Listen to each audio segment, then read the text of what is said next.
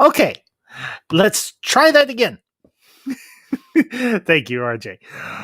Good evening, everyone, and welcome to the Ambassadorial Wing. And of course, I am your host, the Ambassador, and I'm glad that you're here. And whether this is your first time or you are a normal visitor to the Ambassadorial Wing, I am glad that you are here.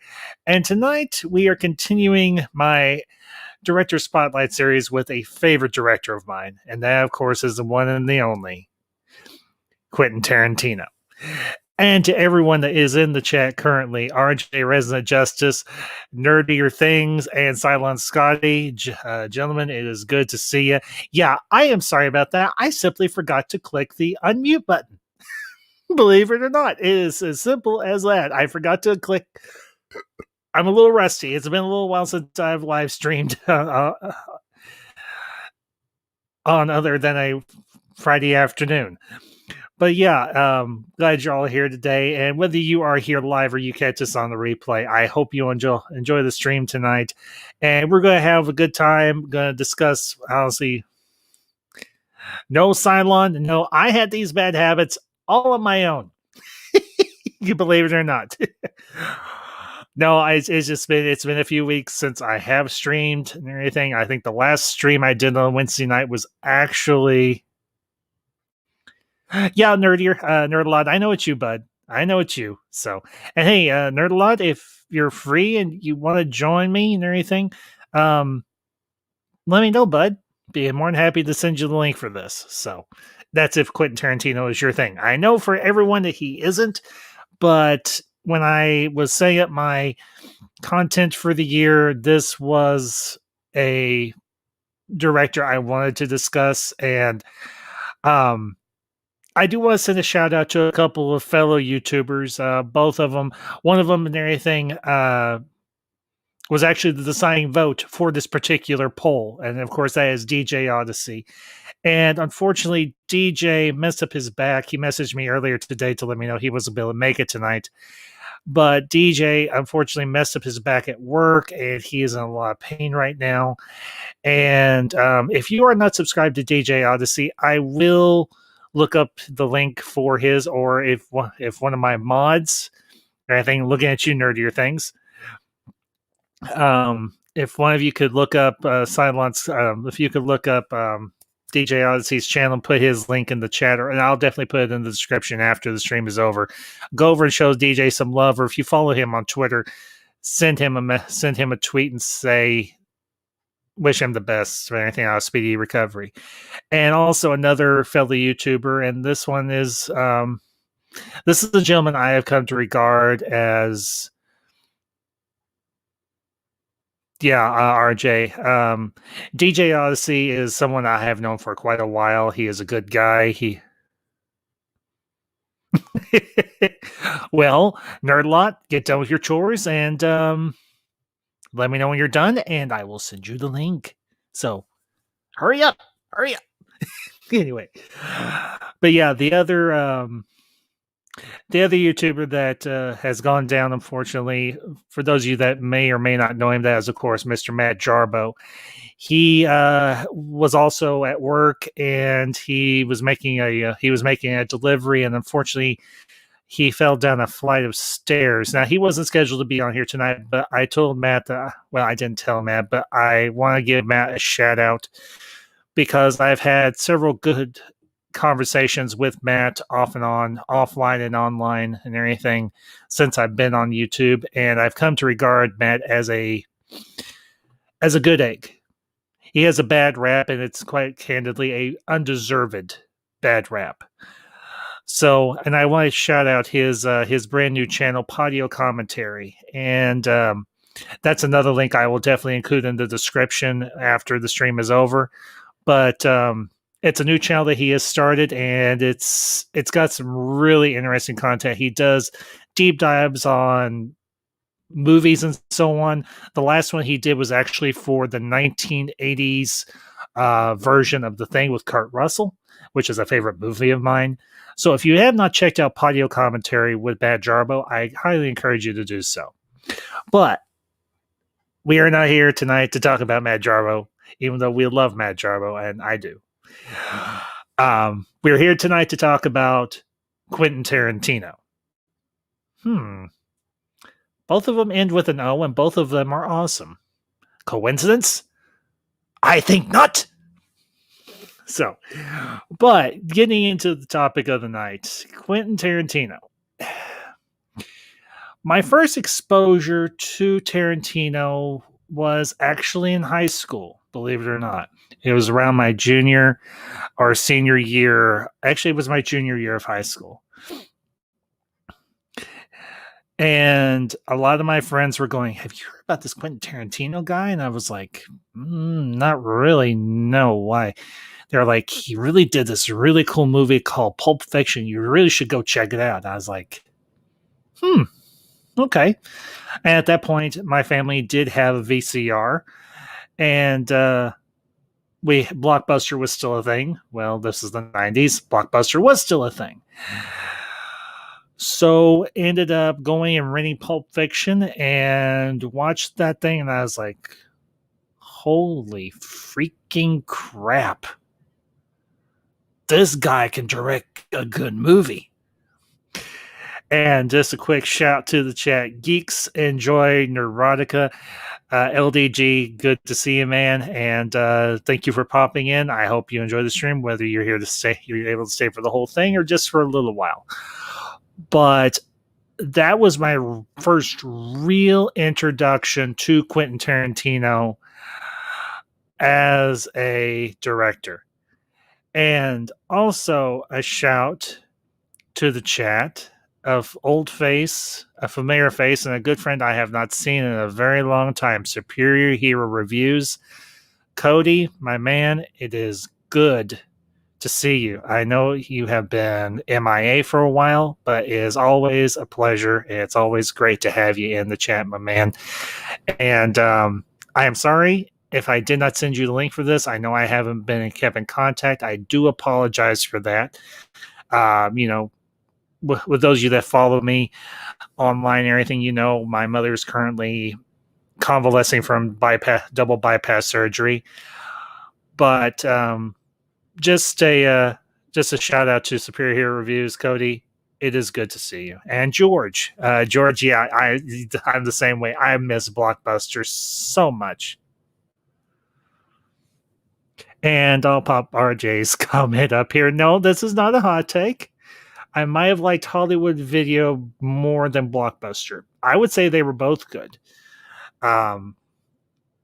It was always fun. It was always a treat to go to Blockbuster or Hollywood Video, because actually the town I lived in, we had both, and we had memberships to both, believe it or not.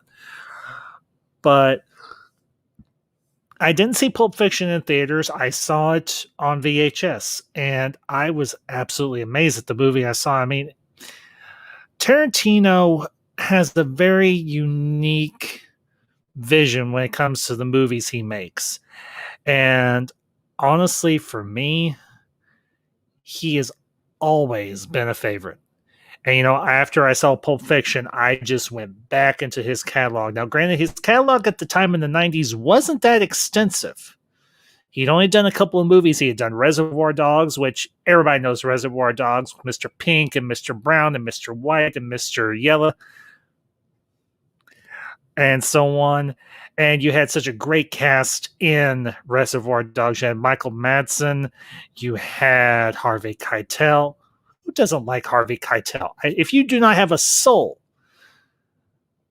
you don't like Harvey Keitel, because Harvey Keitel is by far one of my all-time favorite actors, truly. And I'll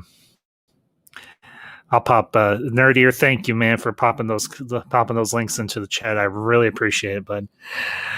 Couldn't ask for a better mod than Sir Nerdlot, the knight of mods. I'll pop silent Scotty's comment up here because him and RJ are talking back and forth. For games, I totally agree with you, RJ. Yeah, and I don't want to get off on a big tangent or anything, but honestly, I do miss the experience. I mean, this is something that this generation the younger generations are not going to be able to experience, because honestly, the era of the video store, the video rental has gone goodbye, sadly. Although you can rent stuff off of like Amazon or YouTube or whatever, so that is kind of neat. And oh wow, Silent Scotty, I live close to the last remaining Blockbuster. That's actually up. I think that's up along the northern west coast. So yeah, very cool, dude. That's very cool. You know what you ought to do, Cylon? I don't know if you have a channel or if you do anything, but you ought to do like a walkthrough or something. I think somebody actually did not too long ago and posted it on their channel on YouTube. So that actually would be kind of a fun thing to do. So, and I'll pop Nerdlot's comment or link and everything. This is to Jarbo's Podio commentary channel. Really good channel. For those of you who don't know Matt Jarbo, I think most everybody in this chat and most anybody that's on YouTube does. This guy knows his stuff when it comes to movies. I mean, I would love it to have. I would put it as a feather in my cap, and I would wear that feather proudly to have Mr. Jarbo on as a guest on my channel. I mean, I know I'm not as big as he is, but hey, Matt, holler back at me, man. I saw, let's see, I'll pop Nerd Years. I saw Pulp Fiction with my family. Everyone else was sick. I was secretly jumping with joy. Yeah, I know. But you know, like I said, I kind of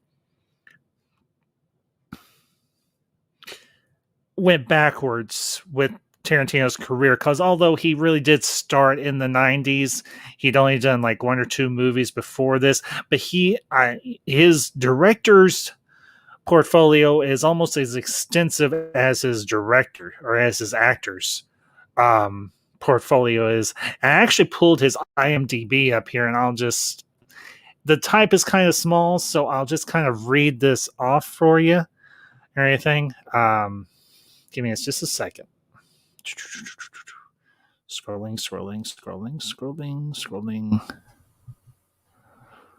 Okay, scroll too far. Okay, just for an example, his writing credits. Let's see, From Dusk Till Dawn, the series, The Hateful Eight, Django Unchained, Inglourious Bastards. Oh man, you want to talk about another favorite of mine of his? Death Proof, Grindhouse, Reservoir Dogs, Kill Bill Volumes 1 and 2, Jackie Brown, From Dusk Till Dawn, the movie, Natural Born Killers, Pulp Fiction, obviously, True Romance. The guy is quite literally prolific. Absolutely, positively prolific. Okay, now here's his director's credits, and it's a veritable what has he done in terms as a director? Once Upon a Time in Hollywood, which got a whole slew of Oscar nods back in 2019. The Hateful Eight, another favorite of mine. Obviously, Django Unchained. That's one of the few of his I have not seen all the way through. I've seen bits and pieces of it. Inglourious Bastards. Love that movie. Again, stuff that he directed. Death Proof, Grindhouse. Believe it or not, he actually did 2 episodes of CSI, the original CSI. Frank Miller Sin City special guest director. Kill Bill Volumes 1 and 2, Jackie Brown.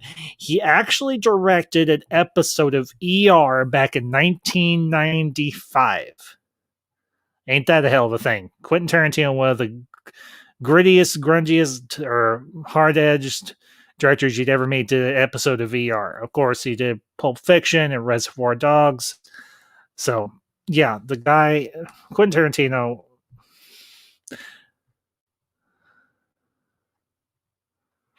Yeah, I noticed that on his IMDb as well, Nerdlot. So, and I'll pop RJ's comment up here real quick.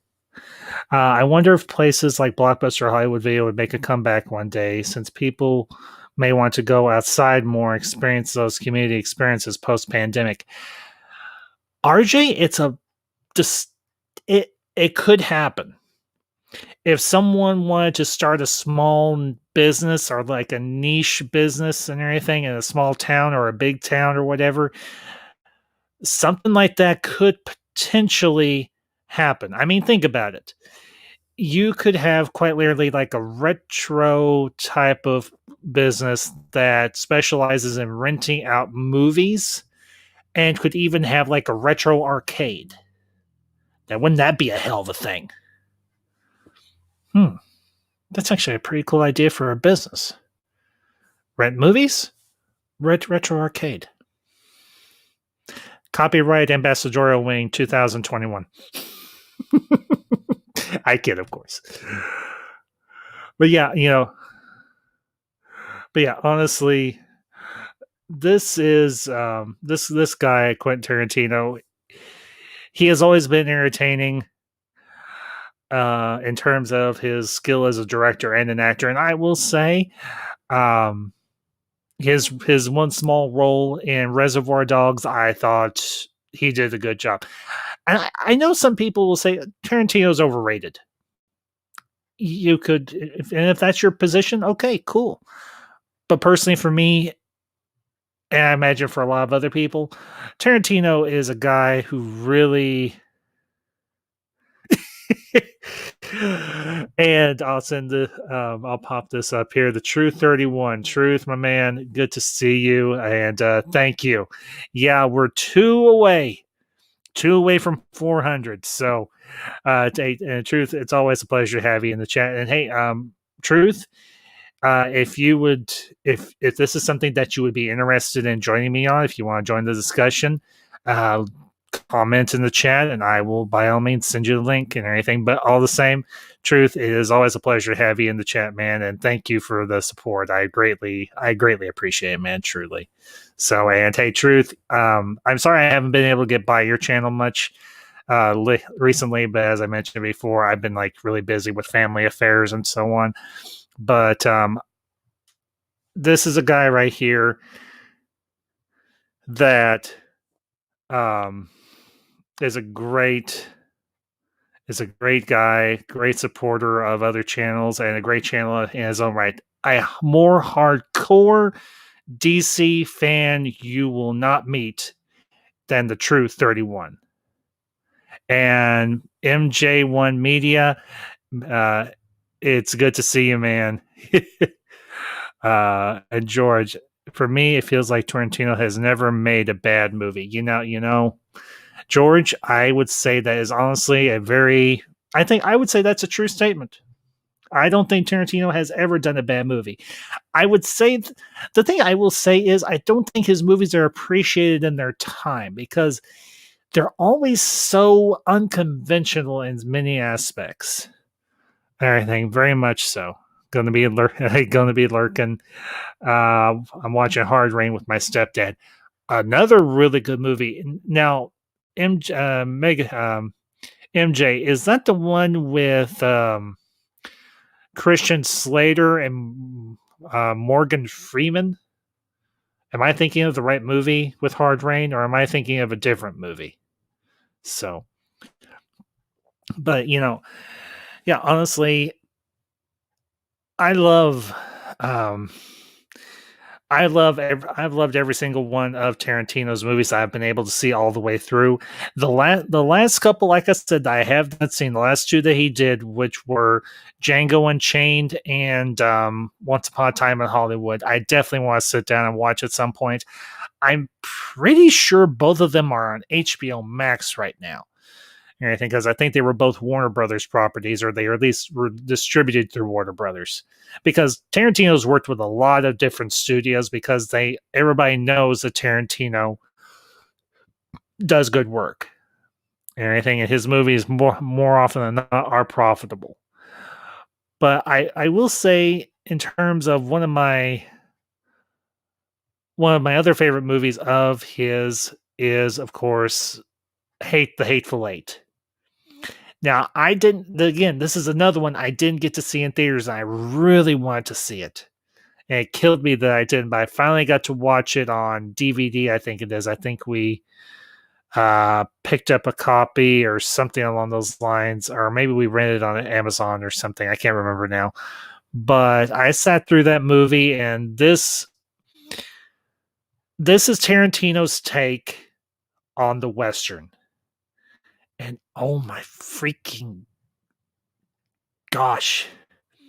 So brutal and so funny and so quirky and such a great cast. I mean, of course, you had Samuel L. Jackson. You had oh Lord, let me look up the cast for Hateful Eight. Give me a minute here, guys and gals, ladies and gentlemen, boys and girls, children of all ages.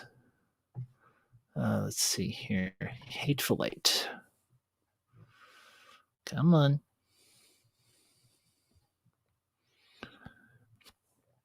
Here we go. Hateful Eight. All right.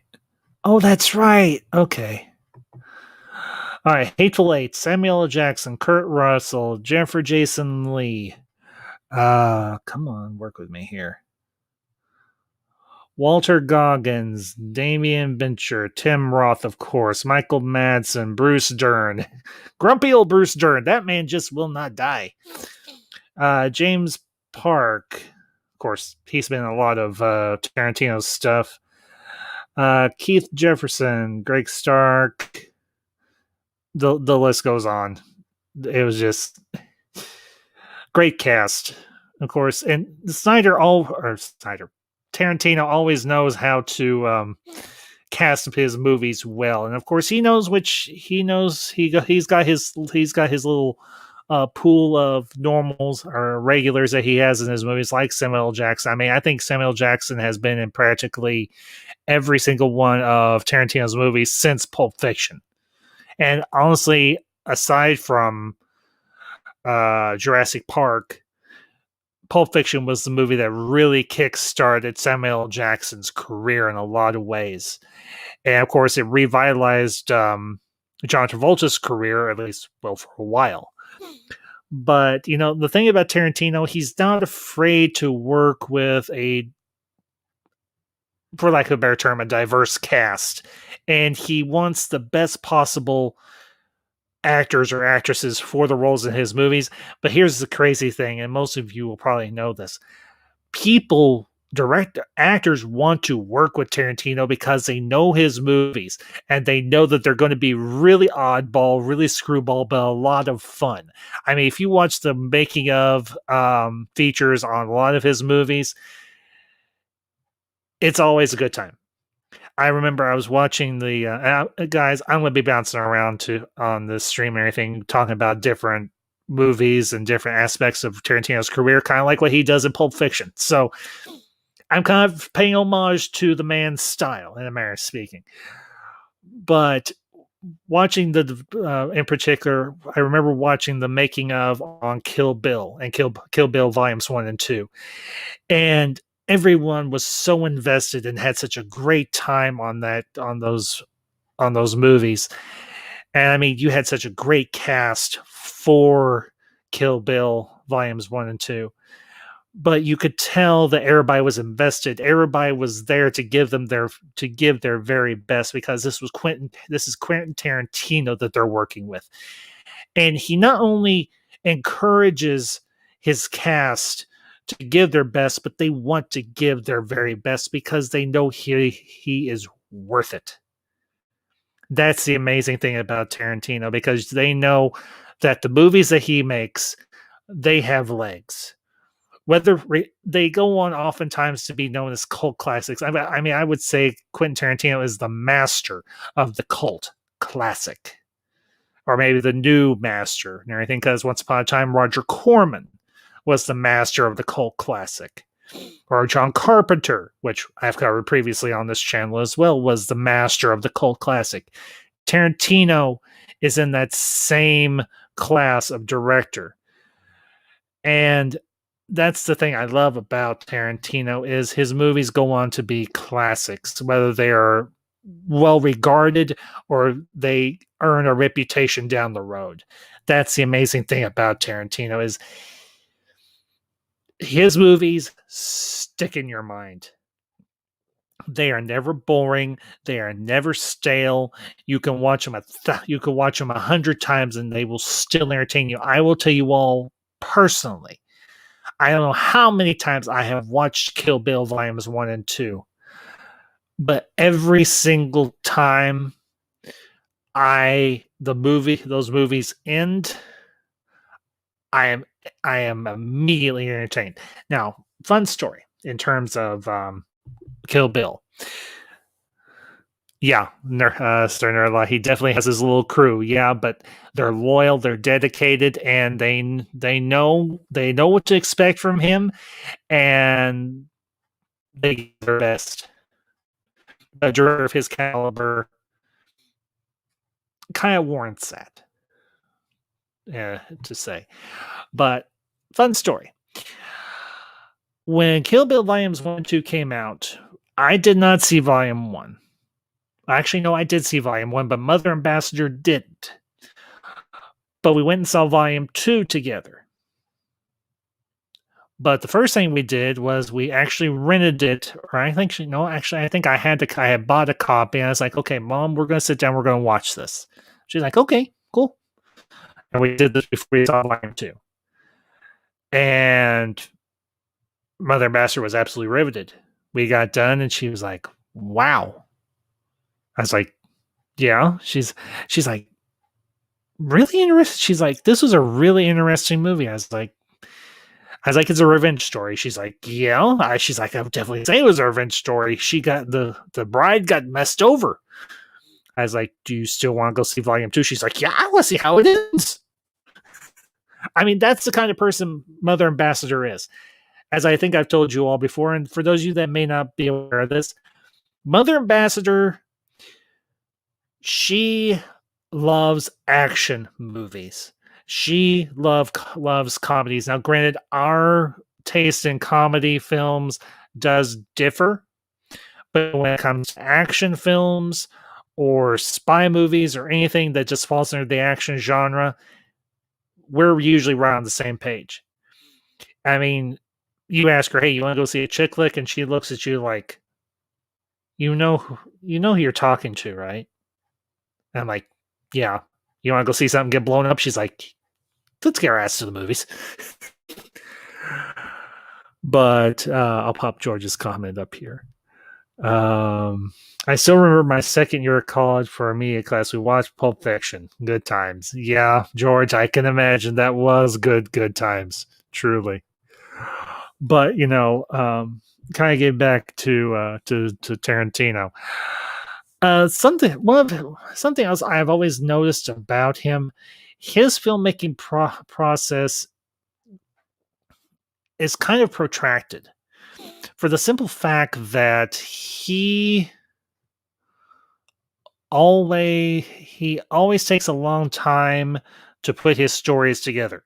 Just for example, in an interview that he did for the special features for Kill Bill, he was talking about the roots and the origin of the movies.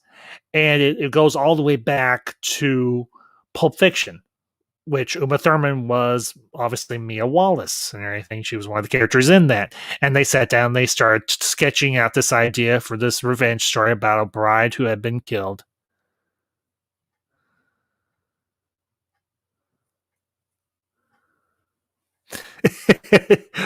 I'll pop up Nerdalot's comment here.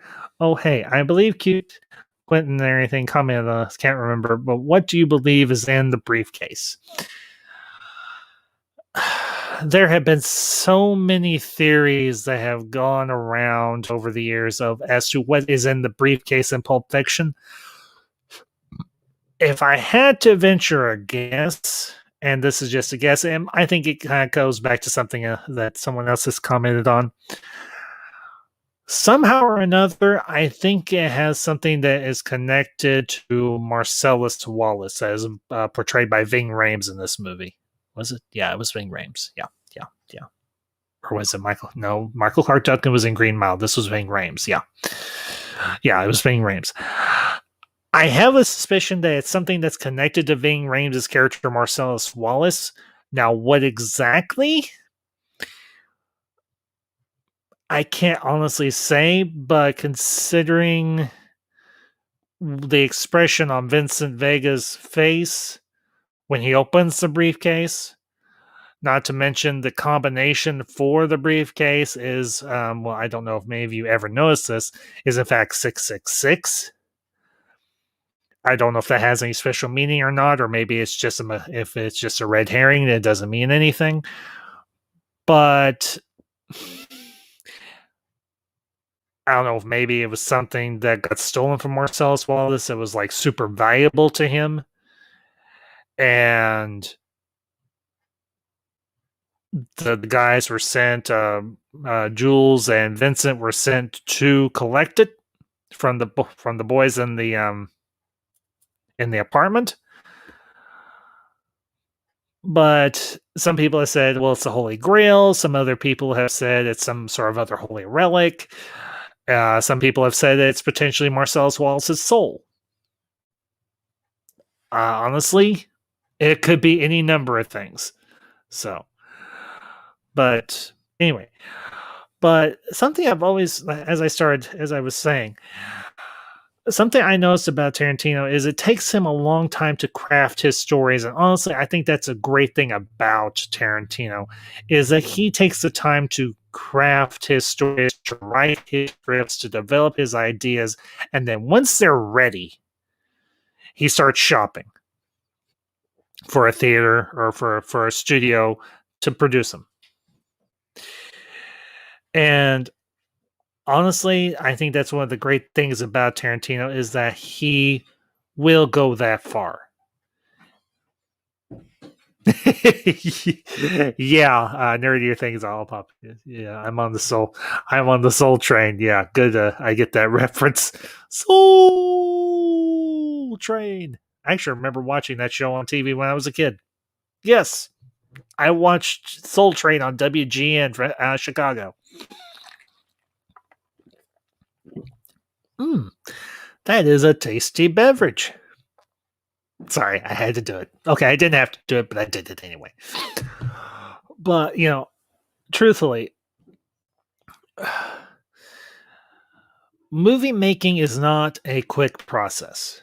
It is a slow, long, time consuming process. But when it comes to Tarantino and how he does things, you know that once he's finished, you're going to get yourself one hell of a movie. And if you look at Tarantino's career in terms as a director, his movies stand on their own. I'll tell you all another funny story. Now, this is around the time that Pulp Fiction came out. Not Pulp Fiction, but rather Inglourious Bastards. And I was actually with, this was at the time when I was with my first wife, El Nutso. That's what I call her now. I don't call her because I'm happily married second time around, thankfully. But we went to see Inglourious Bastards, and I actually fell asleep during the movie. I was so exhausted from work and everything else that was going on.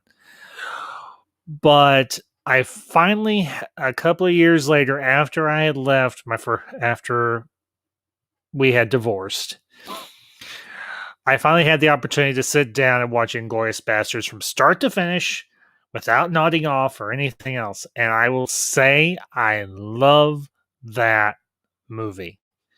This is Quentin Tarantino's take on a war film, on it like a World War II movie, where in essence, World War II is ended prematurely because of one group's actions. And of course, we all know we've got Hans Landa, we've got Brad Pitt as the colonel who carves the little symbol into all the German officers' foreheads. And I have to say, Brad Pitt now of course Brad Pitt has gone on to do Once Upon a Time in Hollywood, which is also another Tarantino film. But if you notice a pattern, an actor will do one movie with Tarantino, and then he'll be like, or he or she will be like, hey, Quentin, you ever everything else come up? Get a hold of me. I like it. That's the great thing about Tarantino is he has a good reputation as a director. I know there have been quite a few directors, or at least one or two, that have been kind of blown up over the last couple of months or so, as having a bad or toxic reputation in terms of their attitude on set. But if you notice, Tarantino, by and large, has a very good reputation with the people that he works with the actors and with the crew and everything, and no one really.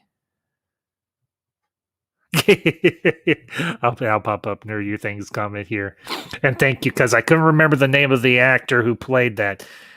Pretty sure Inglourious Bastards was my introduction to Christoph Waltz, my personal favorite Quentin Tarantino film. Yeah, nerd lot. I cannot say I disagree with you, man, by any stretch. None whatsoever. I do not disagree with you, man. But honestly, Inglourious Bastards was an interesting movie because it was actually sort of a remake because I did some digging and it turns out there was another war movie. And I'm pretty sure it was a World War II film that was also titled Inglourious Bastards. But it amazes me that you look at the words that make up this title and you would think people would be uncomfortable, but the humor that is injected into this film, and let's be honest here, Tarantino is known for having a very oddball sense of humor.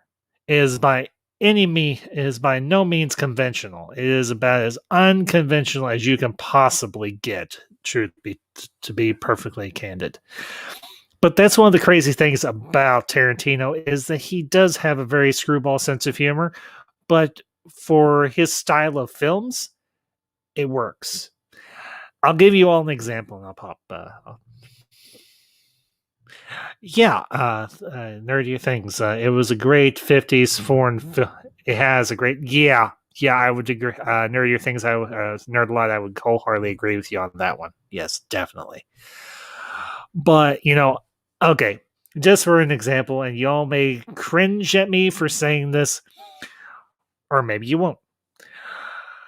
But the scene in Kill Bill Volume 1, when they're doing the backstory on, for heaven's sake, Lucy Liu's character. Son of a biscuit-eating dog, as my wife would say. What is the name of Lucy Liu's character? You all didn't hear me say that. I don't care. Anyway, it's a scene during her taking over of the Yakuza clans in Japan, and one of the Yakuza bosses gets really cheesed off the fact that a half Japanese, a half Asian, and a half Chinese American is now the boss of bosses of the Yakuzas in Japan. And she gets up from the table. You see her feet scurry across the top of the table, and you see her decapitate the mob boss. And then there's just this gush of blood comes shooting out. And she gives this absolutely glorious riff in English because most of her dialogue is in Japanese. And she's like, the price you pay for bringing up my Japanese or Chinese heritage as a negative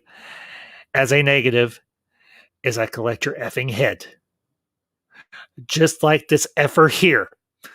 So if any of you have something to say, now's the effing time.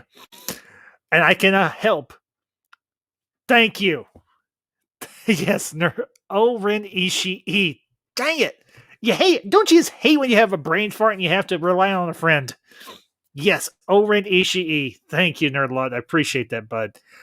But that one little scene there just makes me laugh so freaking hard. And I have no idea why, but it does.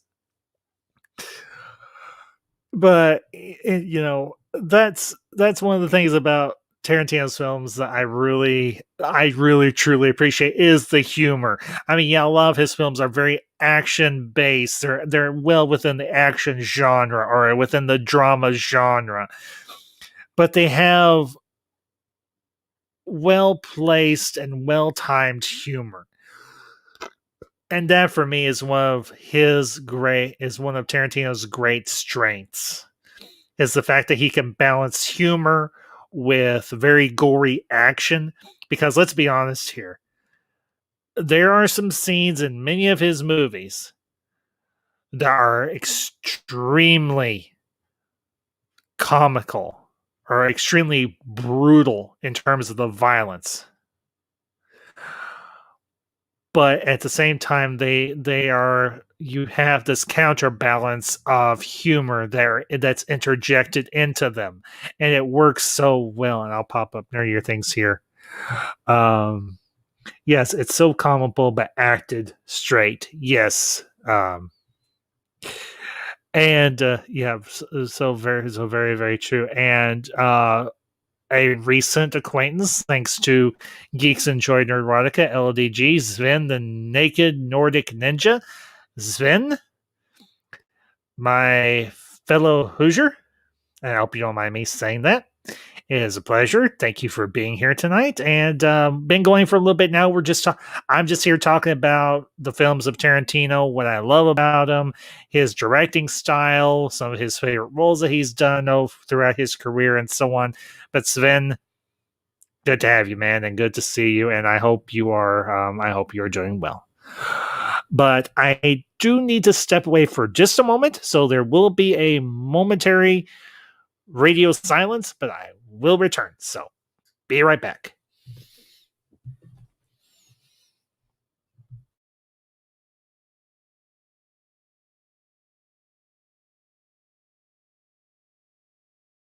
My name is Jordan Belfort. The year I turned 26, I made $49 million, which really pissed me off because it was 3 shy of $1 million a week.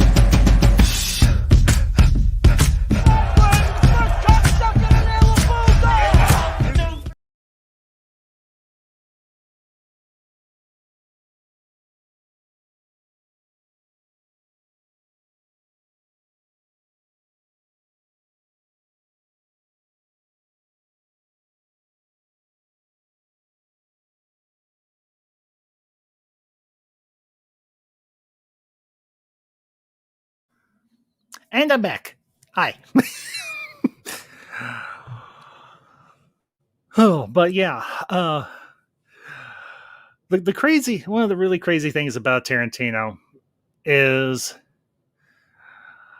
for me at least, you really never know what to expect with his movies. I mean, you see his trailers for his films, and I'll use one for example, The Hateful Eight. And that trailer, I was like, it's a Western. I love Westerns. I grew up watching Westerns as a kid. I mean, some of the great Westerns of all time, particularly John Wayne, and the trailer for Hateful Eight, and you had Kurt Russell, and you had Samuel L. Jackson, and you had Bruce Dern, and you had such an amazing story. And you're like, holy freaking crap, Tarantino has done it again. And I finally got to watch Hateful Eight, and it did not disappoint whatsoever. And the dialogue was so well crafted. Of course, it's Tarantino. I would not expect less. But by the end, I was like, this movie is brutal as all hell. And I'm like, holy crap. He really ramped up the violence with this one. But I could not say that I did not enjoy it, because I did, because it's Tarantino. And I loved it. But one of the other really cool things about Tarantino is he isn't just a great director or a great writer. He's a pretty decent actor. And of course, I mentioned earlier his small role in Reservoir Dogs and so on.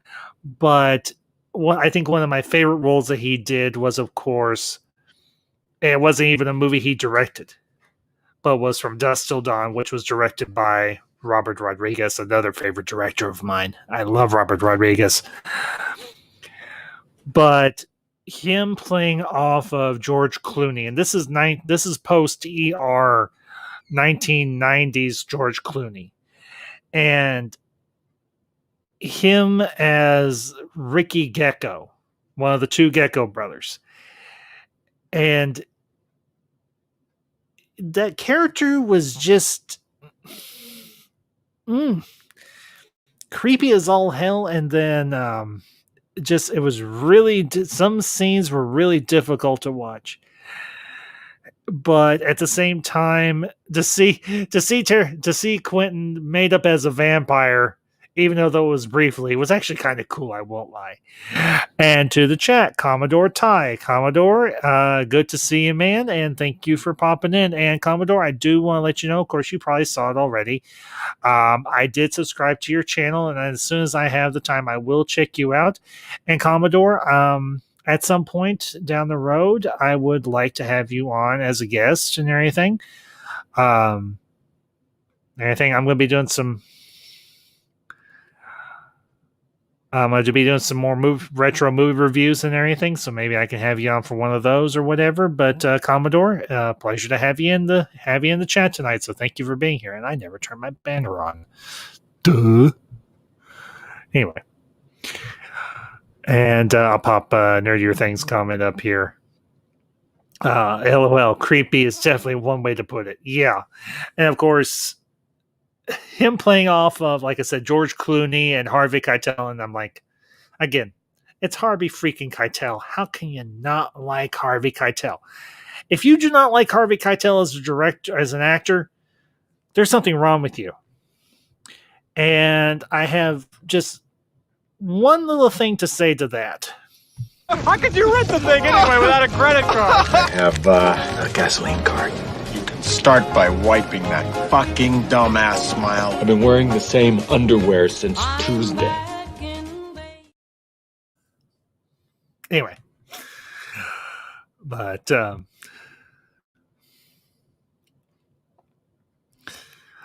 yeah, honestly, I loved him in that role as Ricky Gecko and From Dusk Till Dawn. And I know he's done a lot of other things. I'll actually, give me a minute. I'll go back over to his IMDb. Give me 2 seconds. Well, maybe more than 2 seconds. You know what I mean. Those of you that are here on a regular basis, you know what I'm saying when I say something. So, come on. Work with me here.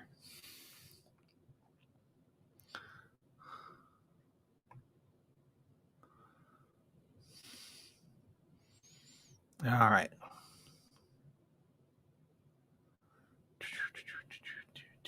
Come on. Here we go. Actors credits. He has got 38 actors credits. Let's see. Once Upon a Time in Hollywood, Hateful Eight, She's Funny That Way, Django Chained, Inglourious Bastards, Diary of the Dead, Planet Terror, Death Proof, Grindhouse. Oh, wow. Okay. Fun fact, folks. Quentin Tarantino was in The Muppets Wizard of Oz. He was Kermit's director. I did not know that. He actually had a cameo role in Little Nicky with Adam Sandler and everything as the deacon. If you remember, he was the one blind guy who's like, I can sense the evil one. That guy. Jackie Brown from Dusk Till Dawn. Let's see. 4 Rooms, Desperado. Yeah, I forgot he was in that. Pulp Fiction. Of course, for those of you who remember, he was Jimmy. Anything who said,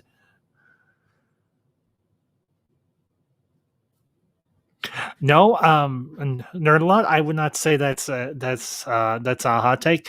I've actually never sat down and watched. I never had a chance to watch Grindhouse or Death Proof, but I've heard they're both really good. And of course, once again, you got an actor, Kurt Russell, who did one movie with him, and he's like, Quinten, can I be in your Western? And Quinten's, of course, Kurt, dude, of course. That's how I imagine the interaction between Kurt Russell and Quentin Tarantino went. So, but Geeks Enjoy Neurotica, welcome back. Glad you are back. So, but yeah, honestly, the thing that I love about, there is so much that I do love about Tarantino, and it's just the fact that he is not afraid, well, to go there. He's not afraid to do some of the really uncomfortable, yeah, and Four Rooms almost slipped my mind. Great flick. I've actually never seen Four Rooms, but I've heard it's actually quite good. I might check it out or anything at some point. But, the thing about Tarantino is he's not afraid to go there. And we all know what the there sometimes can be. If it's the... how do I describe this? If it's the pawn shop scene in Pulp Fiction with Bruce Willis and Ving Rhames and the Gimp, Quentin's not afraid to go there. If it's Oren Ishii getting the top of her head chopped off, Quentin's not afraid to go there. If it's Michael Madsen's character chopping the ear off of that cop, he's not afraid to go there. If it's the Colonel from Inglourious Basterds carving that symbol into the forehead of the German officers, Quentin's not afraid to go there. He's always willing to push the envelope. And that's, I think, that is truly one of the great things about Tarantino. I know some of his detractors will probably say, oh, he's just a shock artist or whatever. And if that's what you believe, okay, fine. But I respectfully disagree. Quentin Tarantino is a lot of things, but just a shock artist for shock's sake, no. He doesn't go for the gore just for the sake of doing gore. He goes for the gory stuff when he feels it's warranted. I'll give you all an example, and this is another favorite movie of mine. It's something I may actually do a review of down the road. And that is, of course, Scarface. Because I love Scarface. One of my all-time favorite movies with Al Pacino and Michelle Pfeiffer and Robert Loggia and everybody else. But for those of you that know the movie, you probably know where I'm going to go. And it's the scene where they are doing the first deal, and Tony and his buds and everything get captured, and they're in the bathroom, and it's the chainsaw scene. And I think it was Brian De Palma that directed Scarface. And he was like, I wanted to set the tone for this film because this was not, he's like, I wanted people to understand the stakes of just how serious and how dangerous this world and this life can be. And I think Quentin does the same thing with his films with some of the more graphic scenes that he does. I mean, think about it. In that one scene in Pulp Fiction where Bruce Willis's character, Buck, or not Buck, Bum, dang it. Anyway, Bruce Willis's character and Marcellus Wallace, they finally get the upper hand. And you see Marcellus take a shotgun to the guy that was politely violating him and shoots him in the freaking crotch. Like, holy cow, he went there. Although, if I was in Marcellus Wallace's position, I can't necessarily say I wouldn't go there myself. I probably would. And he delivers that really great line. I'm about to get medieval on your ass.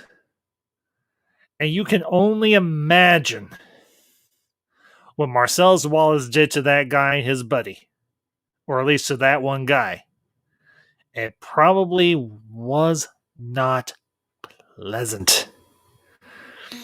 But in that particular instance, it worked. Because this guy is a mobster. Or a gangster, or whatever way you want to categorize him as. And he's not someone to be trifled with. Well, these guys trifled with him. And they paid for it. And I will say this for Ving Rhames and anything in terms of his performance in Pulp Fiction as Marcellus Wallace. Tarantino brought that, I think he really brought that out of Ving Rhames's, out of him. And really said, hey, Ving, I want you to go there. I want you to really terrify the people that are in the same room with you, except for maybe your wife, played by Uma Thurman, which we all love Uma Thurman. And if you don't like Uma Thurman, we can't be friends. I kid, of course. I kid. But honestly, I think one of the truly great aspects of Tarantino's films is, you know, you are in for a very unique experience because you will never get the same experience twice. And even if you go back and watch one of his older movies again, you will never get the same experience twice. I mean, I have watched Pulp Fiction probably at least 20 times, if not more. And every time I pick up something different. I mean, just for one example, in the cafe scene with the couple that are robbers, you notice in the background the busyness and the bustle of the restaurant, of the diner, but at the same time, he pulls you in to the conversation between I think it's Tim Roth and I can't remember the name of the actress who played Honey Bunny. No, wait a minute. She called him Honey. No, he called her Honey Bunny. That's right. But the thing about Tarantino's shots is they are so layered and so immersive. I mean, when Tarantino is setting his shots, everything is placed perfectly. Absolutely perfectly. And you could snapshot one of his scenes and you could have a great poster or a great piece of art. Because first and foremost, Quentin Tarantino is a great artist. Because let's be honest, directors are artists. But their medium is film, is celluloid or digital print now. And Quentin really knows how to set his shots and really give you a sense of the space that you are entering. It seems like our world, it seems like the world that we live in, but just slightly off center. And that's one of the great things about Tarantino's work. Because every single one of his movies, it's just slightly off center. And that's what makes him truly great. Makes him, honestly, like I've mentioned before, one of my all-time favorite directors. And, I'm not a great student of film. I just know what I like, but I try to study up and I try to learn as much as I can about a director or an actor or whatever the case may be. And Tarantino is one of those directors that really made me want to study the people that make these great films. And Tarantino's process, while he may not consider it anything great, he's just a guy doing out there doing what he's doing. But there's an old phrase, I imagine most of you know it. If you do what you love, you will never work a day in your life. Well, I would probably imagine if I had the opportunity to ask Quentin Tarantino, are you doing what you love? He would probably say yes. And I would say, well, then you have never worked in a day of your life. But that is not a slight. That is, in fact, a compliment. And I imagine there may be a few people who will catch this on the replay, or some of you aren't here now and you're thinking, oh, this ambassador guy, he's just fanboying over Quentin Tarantino, just thinks he's all that in a bag of chips. Maybe a little, sure. But I would much rather look at a artist for what they have given the world in which they exist, rather than nitpick what they have given the world in which they live. And that's why I do this series. That's why I started this series back when I started my channel and everything. I started with John Carpenter and Mel Brooks and so on. The director spotlight is not just me to gush over a particular director and their work. It's to bring attention to people, to bring attention to artists, and artists that I have an immense amount of respect for. And that's why I enjoy doing these streams and having these discussions, whether it's just myself like it is tonight or if it's with a panel. Either way, I don't care. Because something that I learned years ago, I was having a conversation with Mother Ambassador. And I was talking to her about Dad, my dad, Father Ambassador. And I told her, I was like, I still miss Dad. And she's like, I know. I do too. But I was like, this is something I don't think I ever told you.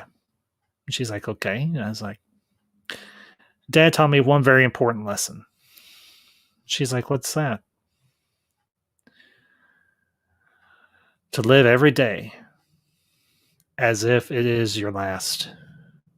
And to live those days full of joy. And to have a positive perspective and a positive outlook. Because you never know when your last day is. And I would much rather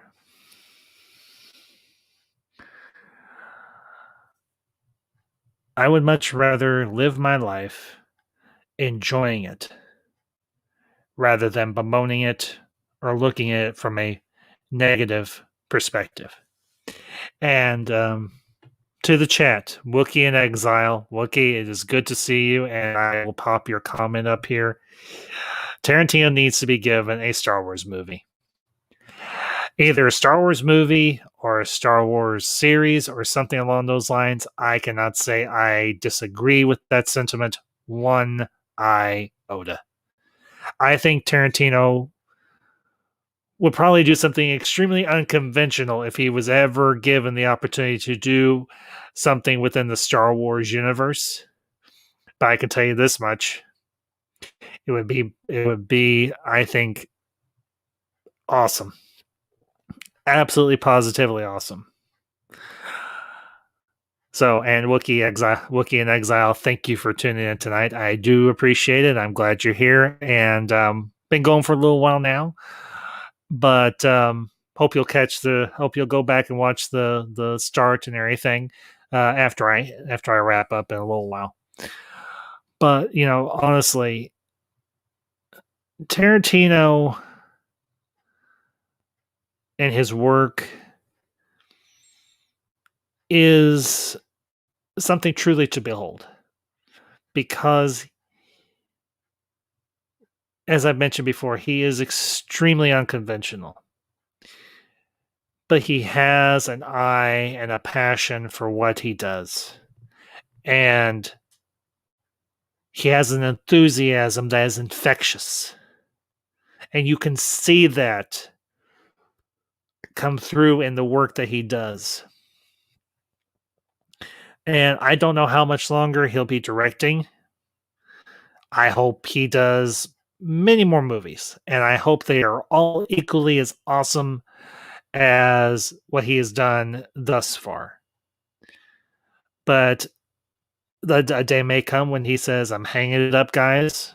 I've had a great run. I have done what I wanted to do, and I am stepping away. And if when that day comes, I will say, Quinten, thank you. Thank you for giving us truly great films like Pulp Fiction and Reservoir Dogs and Kill Bill Volume 1, Kill Bill, and Django Unchained and Inglourious Bastards and everything else across the board that you've done with your career, whether it's in front of the camera, behind the camera, or whatever the case may be, because you have really what he's done when he came into the film industry is he really shook it up, stood it on its head with the work that he has done, and given his audience, us, movies that can touch us immensely, can make us laugh, can at times make us cringe, but not cringe in the terms of that they're so bad, but cringe in their intensity. And that is another thing that I think Tarantino really brings to his work is a level of intensity that you don't see very often from directors anymore. And I'm not saying that necessarily to berate any other directors, but his passion and his intensity and his enthusiasm for the work that he does really stands out in terms of if you put him beside other directors. I mean, here's a crazy hypothetical. What if Tarantino and say, a name that's been in the news a lot lately, say Tarantino and Zack Snyder ever made a movie? Holy freaking cow, that would be insane. And another name I have not seen in my chat in a very long time, Aberjam UK. Aberjam, is good to see you, and I'm glad you're here tonight. Not sure where it started, but it's been long said that Tarantino will only make 10 movies. Well, let's see here. If I'm looking at this right, and I think that I am. Let me get to his director's credits.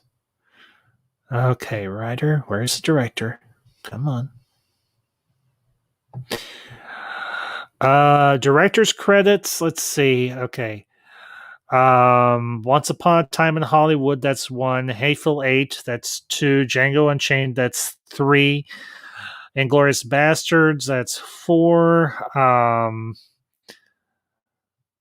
Kill Bill Volumes 1 and 2. Although you could technically count that as one movie, that's 5. Jackie Brown, that's 6. Pulp Fiction, that's 7. Reservoir Dogs, I think that makes 8. So he's got, if that is in fact true, then he's only got Once Upon a Time in Hollywood was his 9th. Okay, well, then he's got one more to make, so let's hope it's... Knowing him, it's probably going to be one hell of a thing to see.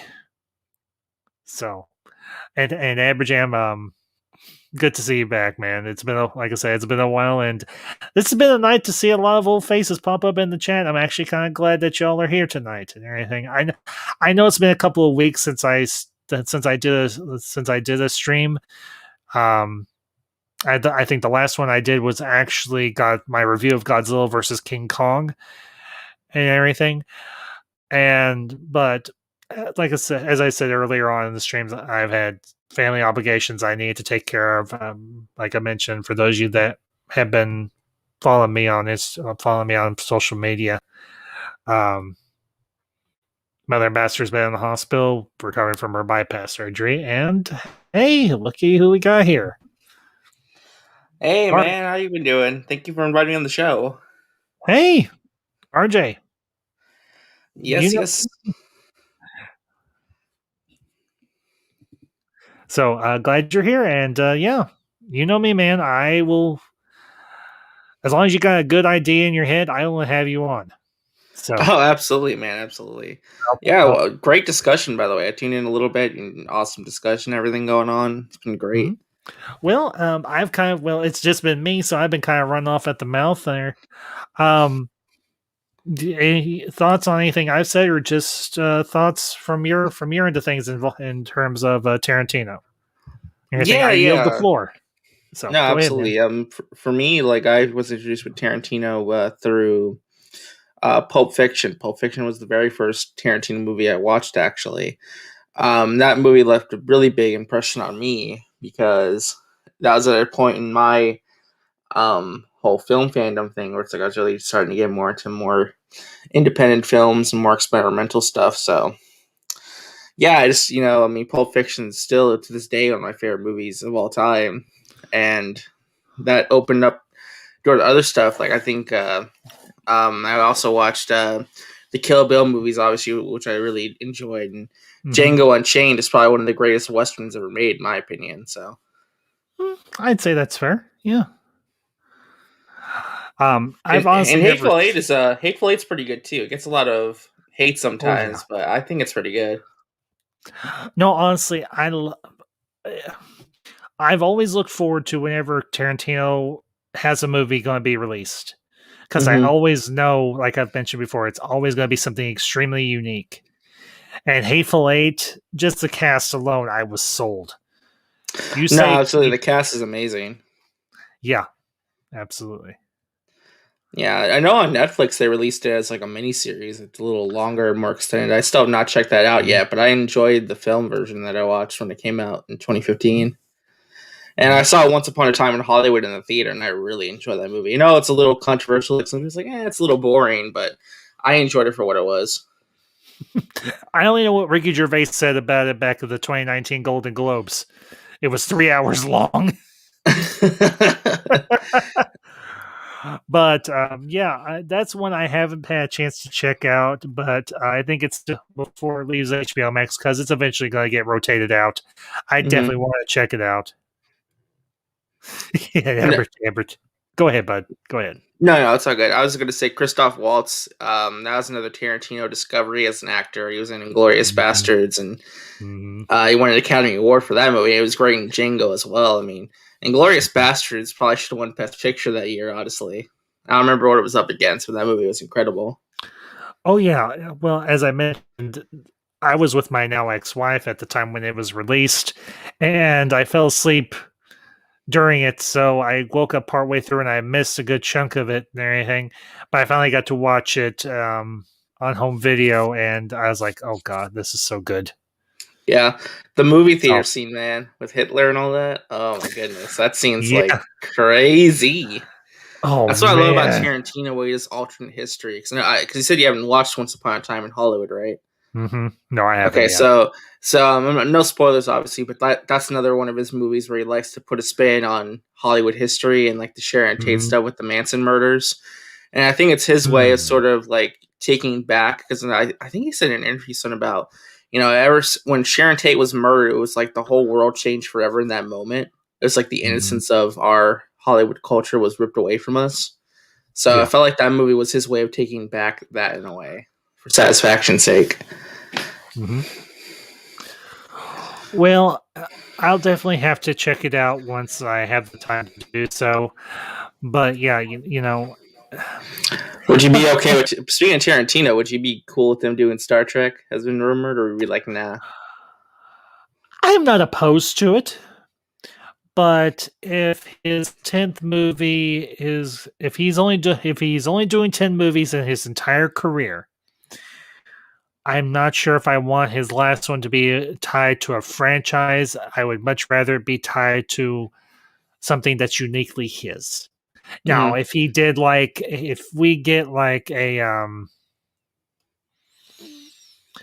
Quentin Tarantino sci-fi film, hold on to your ass. Oh yeah, man. Hold on to your ass. Whew. Because he's pretty That much done pretty much all the genres he'd want. He's done samurai movies in a way. He's done war movies, period pieces, westerns. I think sci-fi is the last genre really needs to tackle. Wookiee in exile. He's like, I agree. If he's only got one more to do, forget Star Wars. But yeah, if he does, I mean, let's be honest here. If Tarantino does a sci-fi film, it's going to be nuts. Yeah. I just remember when Force Awakens came out. I remember he was on the Howard Stern show talking about how upset he was with Disney because of Hateful Eight and the screenings because there wasn't enough theaters to play his movies. Yeah. Yeah, that's right. Force Awakens came out the same year as Hateful Eight.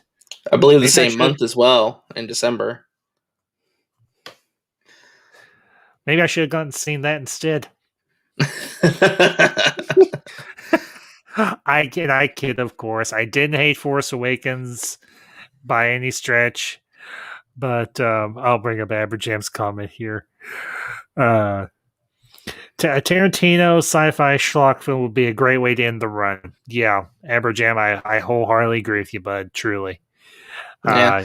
I mean, a Tarantino movie in like the style of like Fifth Element, where it's him, like create and do like this whole world in a way that could be really cool. You get out of my head. I was thinking the same damn thing. Like, because I have reviewed Fifth Element. I did a watch party for Fifth Element. I love Fifth Element. It's one of my. It's a great movie. Oh, now there would be another interesting team up if for heaven's sakes, the director and that director and Tarantino teamed up to do something. Oh yeah, I don't know why I'm blanking on his name. Hold on, let me look it up real quick. I know it, but I'm drawing a blank.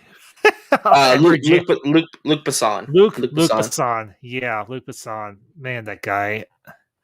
He did that new movie, Valerian, I believe. I've not watched that yet, but I heard it was interesting. Yeah, it didn't do really well at the box office, unfortunately. But Aberjam, Fifth Element with hackable limbs.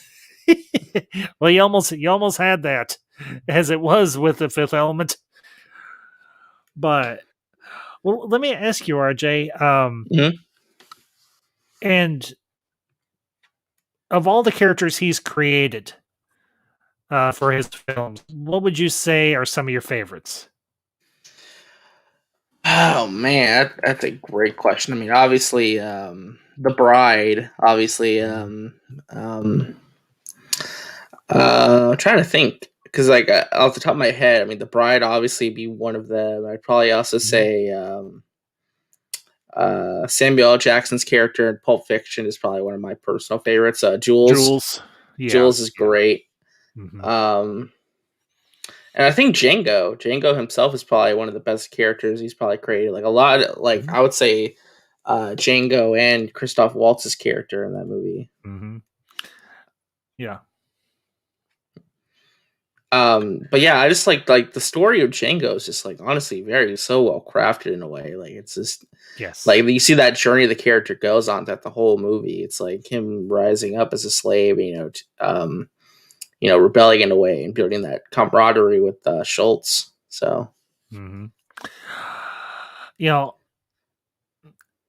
That was the one. That's one of his. That's one of the few movies of his I didn't get all the way through. I got through the biggest chunk of it, but I haven't had a chance to go back and rewatch it. And I would have to start at the beginning and rewatch and watch it all the way through.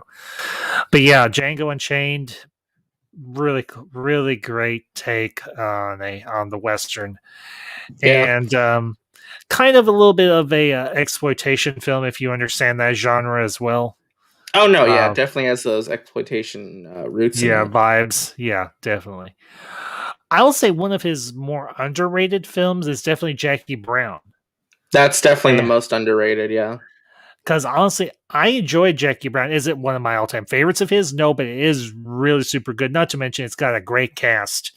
I mean, you've got Pam Grier, who herself started out in the exploitation genre of films. You've got Samuel L. Jackson. You've got, I think it's Bridget Fonda. Yeah, Bridget Yeah, Fonda. Bridget Fonda, Michael Keaton. And of course, Harvey Keitel, I think, is in Mhm. that one. I think Yeah, he's and in so's that one. Robert De Niro actually. That's right. De Niro is in that one. Hmm. Back when he wasn't such a jerk. Sorry. It's okay. I'll pop up Aberjam. Django is honestly Oscar worthy. Not that Oscars are worth a crap. Yep, you're here, Aberjam. You're not wrong. And What did you think of Death Proof, by the way? Death Proof is like one of those movies I either love or hate.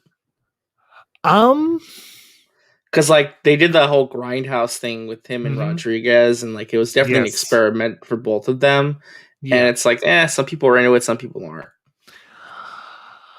Well, the thing for me, RJ, is I kind of grew up watching movies like that, so I actually I liked Death Proof and everything. Um, it's been a long time since I've seen it, but I remember it enough to know that I did enjoy it. I also did enjoy Planet Terror, which was the one that Rodriguez directed. So yeah, I definitely enjoyed it. Everything, not to mention, it's got one of my favorite actors, Kurt Russell, in it. So Yeah. again, a win.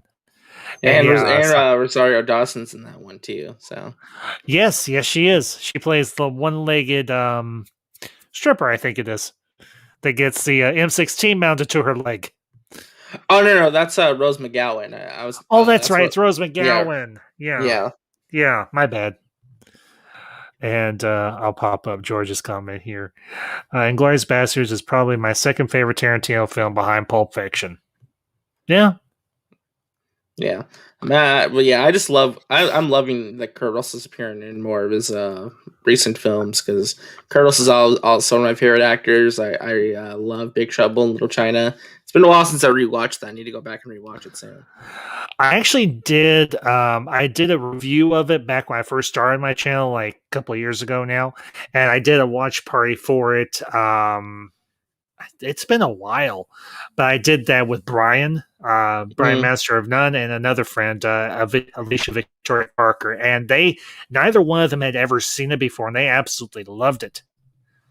Oh yeah, it's a So, great movie. It still holds up to this oh day, yeah, in my opinion. oh my god, and a more quotable movie you will not find. Well, it's amongst one of the most quotable movies, at least in my opinion, of all time. Yeah. China is here, Mr. Button. The Changxing, the Wing Kong, they've been fighting for centuries. China is here. I don't even know what the hell that means. All I know is this Lo Pan character pops up in the middle of the goddamn street with light coming out of his mouth.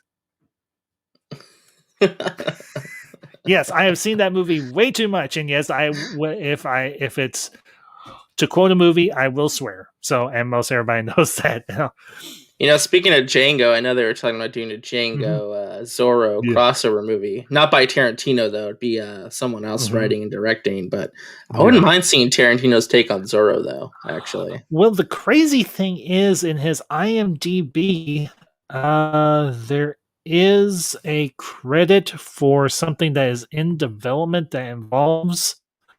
Let me find it. Give me a minute. Writer's credit. Django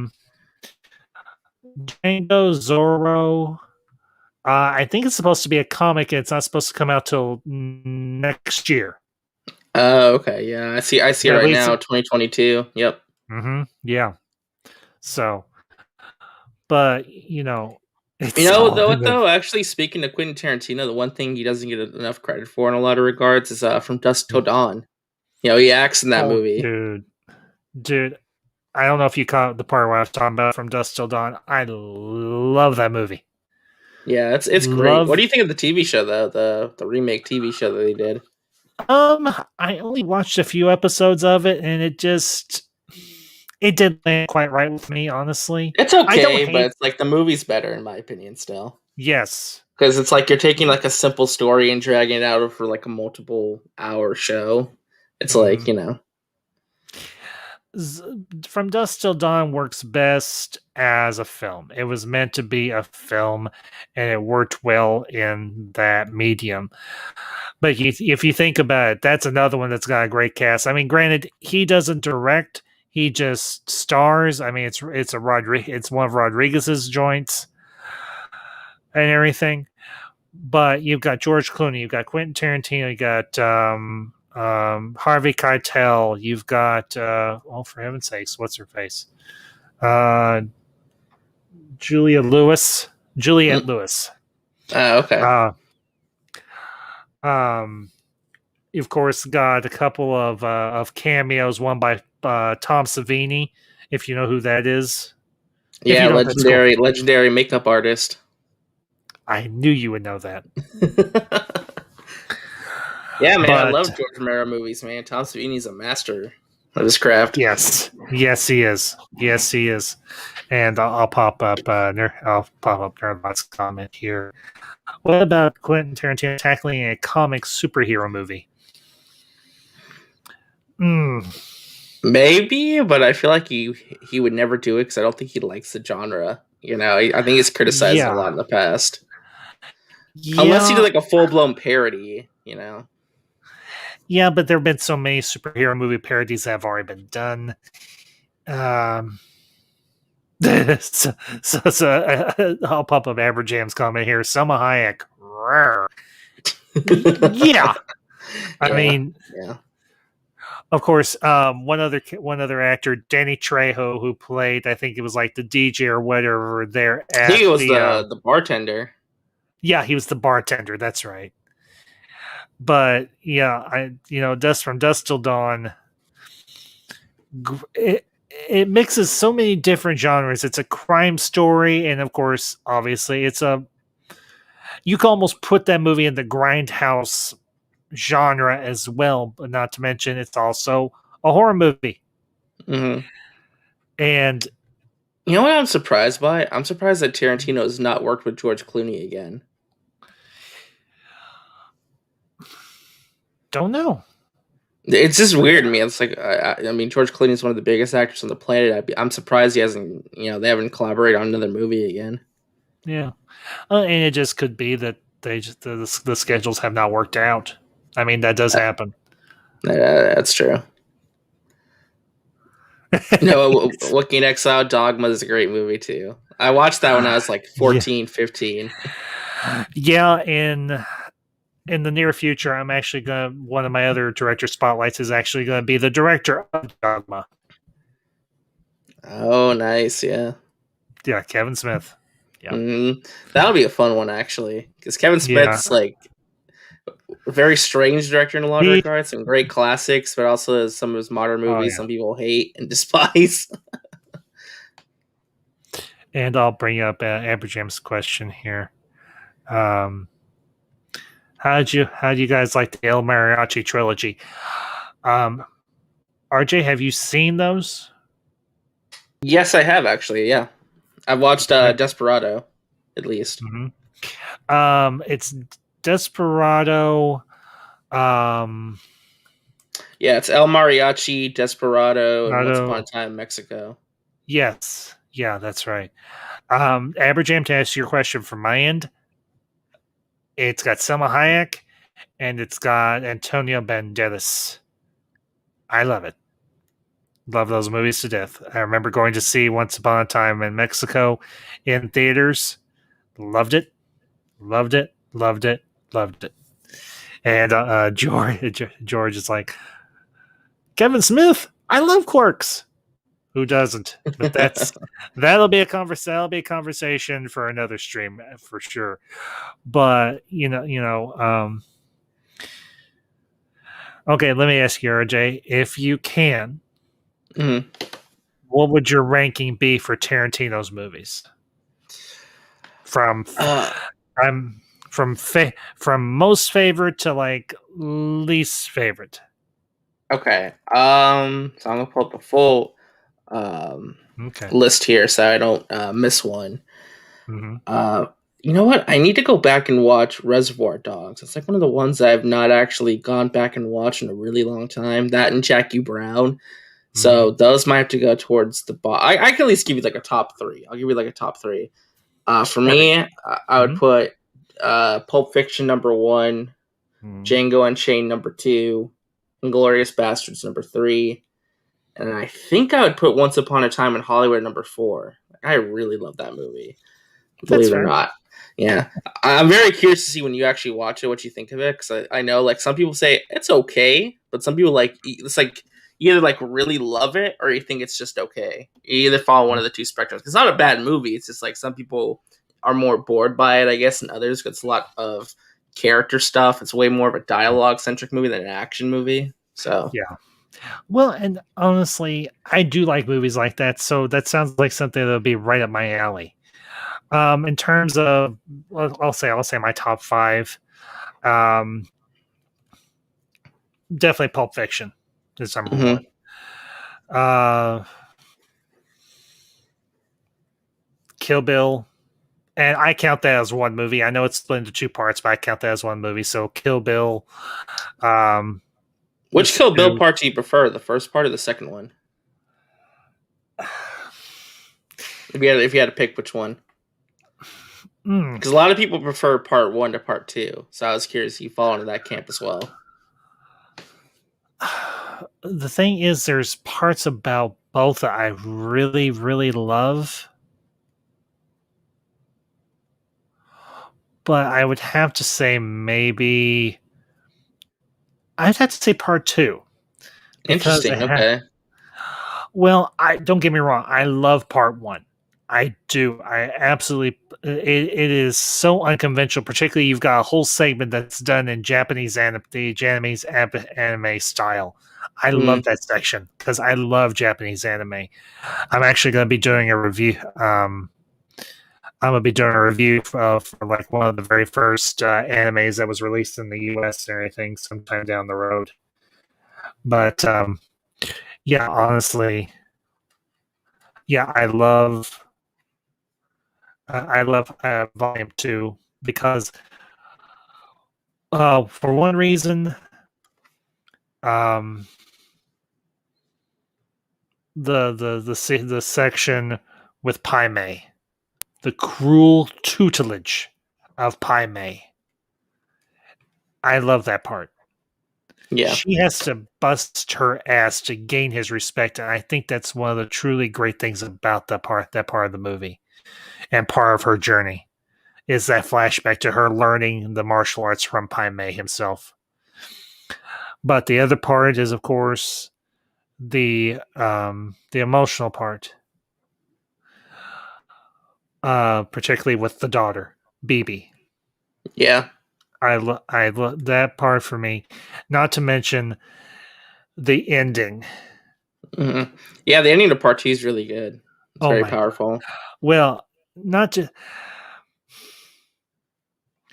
It's the part where she's in the bathroom in the hotel, and Bibi's in the other part of the hotel room, and she's watching TV. And you have that end card. The mother has been reunited with her cub, and all is right in the jungle. Right. And that piece of music at the end, and you have the credits of everyone that was in parts 1 and 2. And that end piece of music that was played, that is by far one of my, and this is getting into music, just pure music for me.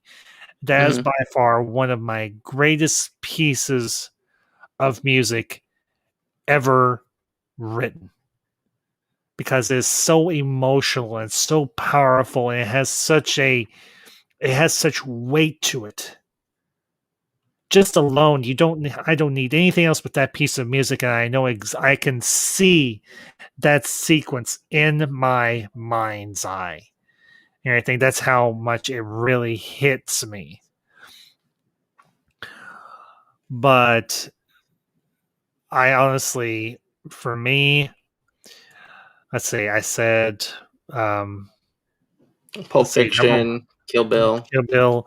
Number three would probably be mm, Reservoir Dogs. And I'll make it my top four.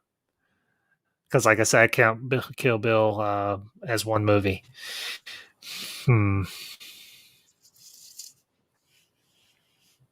I would have to say probably Django Unchained. Yeah. No. Strike that. Reverse it. Mhm. Inglorious Bastards. So, Yeah. yeah. Well, I guess I don't know how much longer you're planning on going with this, but I wanted to For a little bit. okay. So, Yeah, I was gonna ask real quick. mhm. Kill Bill 3. Would you be up for that if they continue the story where they have Nikki going after the bride for revenge? I am not opposed to it as long as they do it well. Yeah. But here's the thing. It's Tarantino. I trust He, him, Yeah. he is one of a handful of directors I trust implicitly. And I'll pop, I've got Aberjam's list up here: Django Unchained, Pulp Fiction, Planet Terror, Kill Bill Volume 1 and 2, Reservoir Dogs, Once Upon a Time in Hollywood, Death Proof, Hateful Eight, and Inglourious Bastards. Yeah. Aberjam, good list. Very Yeah, good it's a good list. list.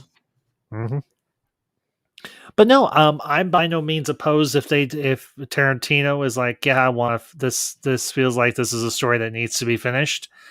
I would be interested to see if Beatrix has taught BB the ways of the assassin.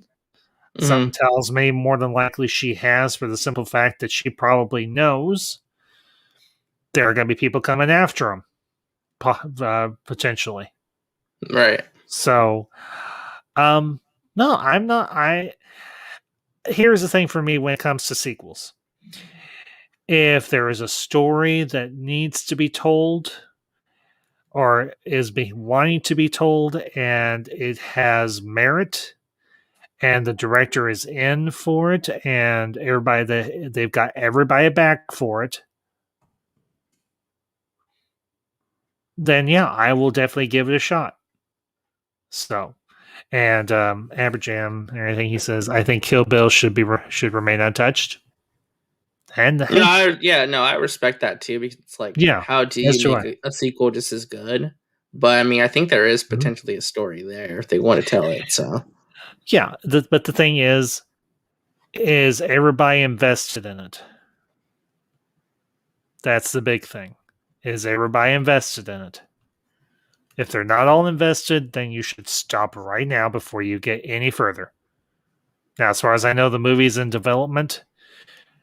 And if you consider that Kill Bill came out, I think, like in the early 2000s, I think it was like yeah, 2000. Like 2003 and 2004. yeah. So, I mean, I'm by no means. I mean, it's been a number of years, so we'll just have to wait and see. Yeah. And Aberjam brings this comment up. It's Beatrix's or the bride's story, no one else's. Well, here's the thing, Aberjam. Technically, it's still her story. They're just putting a finishing touch on it. Now, if you feel that a sequel isn't warranted, you know what? That's fine. Anything, but if they're going to revisit this story, if they're going to revisit these characters, and it's going to be set in the future, then cool. As long as they're going to do justice to the characters and to the story that they're trying to tell. But again, I say it's Tarantino. Very Right. rarely has he ever done badly by anything that he has worked on. He's always put all of his energy and enthusiasm into whatever project he has been a part of. He's Right. never half-assed it, at least as far Right. as I'm concerned. Well, the funny thing about it, I was just thinking about this because the idea, like I said, is that Tarantino. So the idea would be follow Nikki, who's all grown up, going after the bride to go hunt down and kill her for what happened to her mother. And I'm like, huh. So Tarantino would actually make a version of The Last of Us Part 2 that probably wouldn't be horrible. Essentially, you're following a main character who wants to kill the characters you know and love, but it would actually probably be good this time. exactly. But for me at least, I've seen some stinkers in terms of sequels for movies, but this will be a first time that Tarantino has done a sequel, because here's the thing with Kill Bill. Volume 2 is not a sequel. It's the continuation of the story. Right, because it was initially meant to be like a big 4-hour movie, right? But they had to cut it into 2 parts. I think so, maybe, yeah. Although if you've got it on media, if you've got it on like on DVD or whatever. Now, if they ever do a 4K release of that sucker, gimme. Oh yeah, absolutely. I would love to see if he cut into like one singular movie. That would be really neat. It would just like that would be a lot of fun.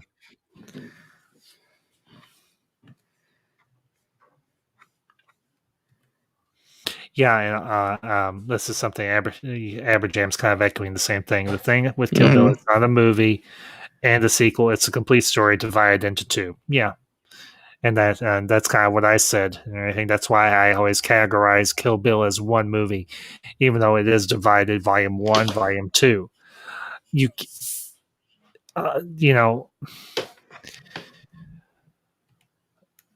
The thing is, this is with Kill Bill, it's a very simplistic story. Honestly, it's a revenge story. It's a revenge movie. It's a woman that was done wrong, that had her child stolen from her, and she's going on a kill spree,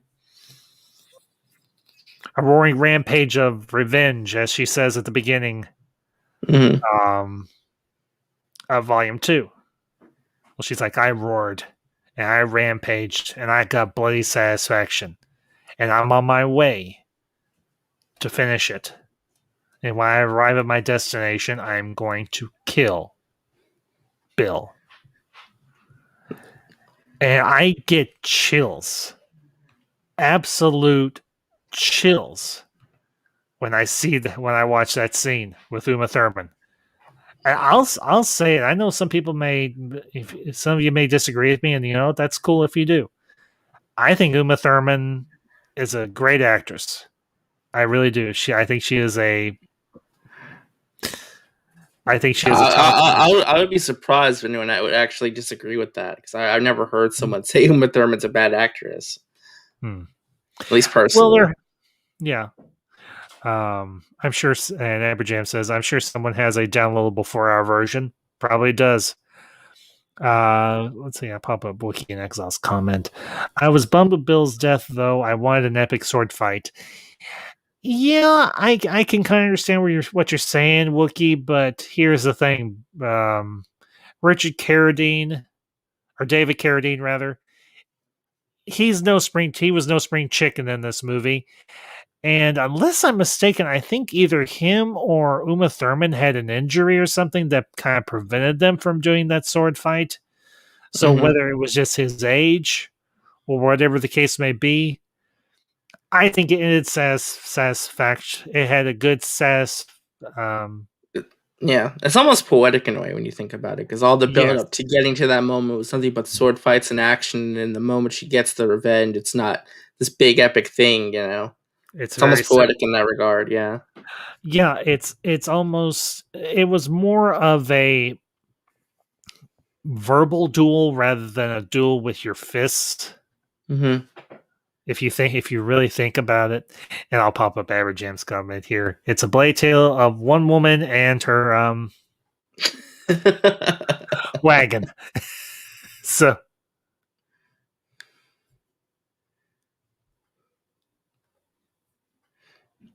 and I'll pop up Aberjam's comment here.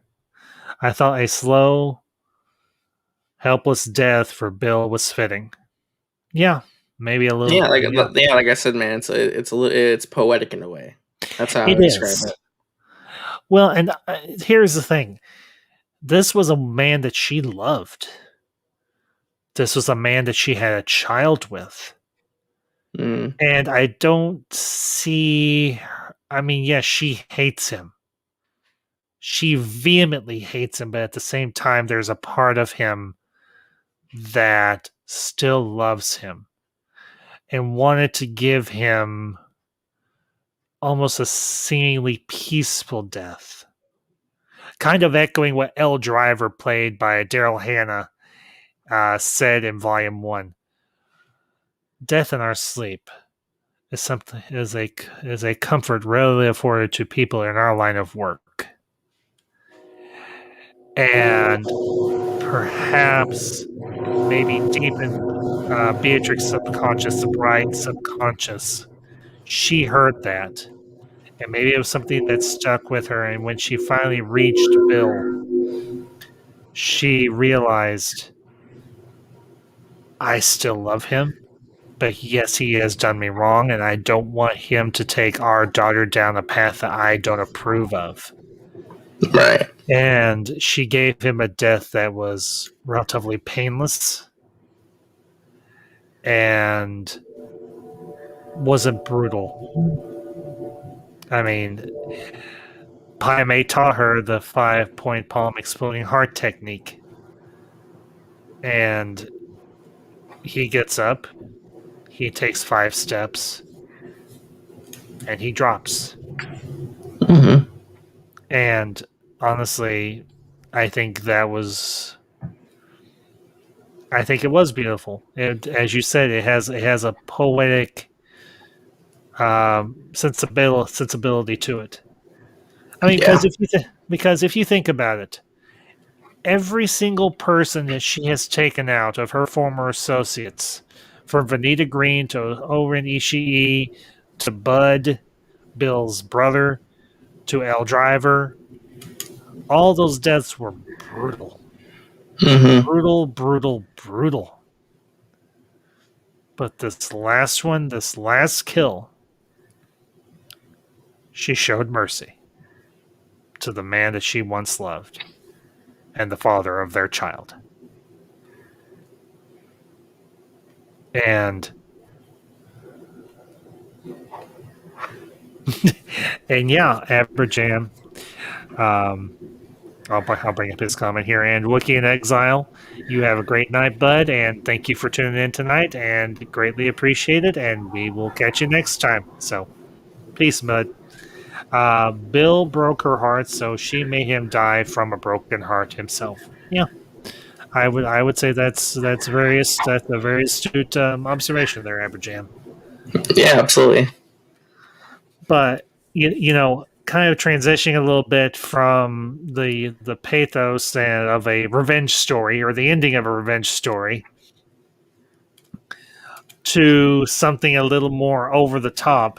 Because you mentioned this earlier, and I do want to discuss it a little bit, is the ending, or the lead up to the ending and ending of Inglourious Bastards. Mm-hmm. And holy freaking cow, can you think of a more comedic version of the angry little German guy, Hitler? I mean it. No, that's the thing.